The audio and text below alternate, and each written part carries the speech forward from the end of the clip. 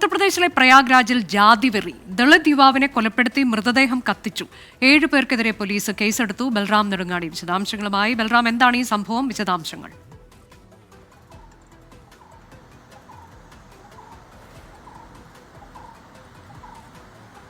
അനുജ, ഉത്തർപ്രദേശിലെ പ്രയാഗ്രാജിലെ ഇസോട്ട ലോഹാഗ്പൂർ എന്ന ഗ്രാമത്തിലാണ് ഈ ദാരുണമായ സംഭവം ഉണ്ടായത്.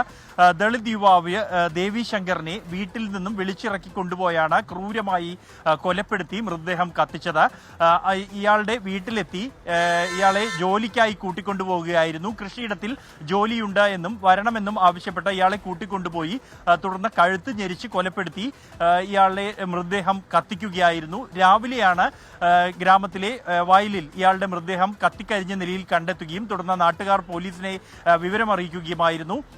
ഈ യുവാവിന്റെ ബന്ധുക്കളുടെ പരാതി അനുസരിച്ച് പോലീസ് കേസ് രജിസ്റ്റർ ചെയ്തിട്ടുണ്ട്. യുവാവിനെ വീട്ടിൽ നിന്നും കൊണ്ടുപോയ അയാളുടെ 6 കുടുംബാംഗങ്ങൾ അടക്കം 7 പേർക്കെതിരെയാണ് പോലീസ് കേസ് രജിസ്റ്റർ ചെയ്തിരിക്കുന്നത്. എന്നാൽ ഇതുവരെയും ആരുടെ അറസ്റ്റും രേഖപ്പെടുത്തിയിട്ടില്ല.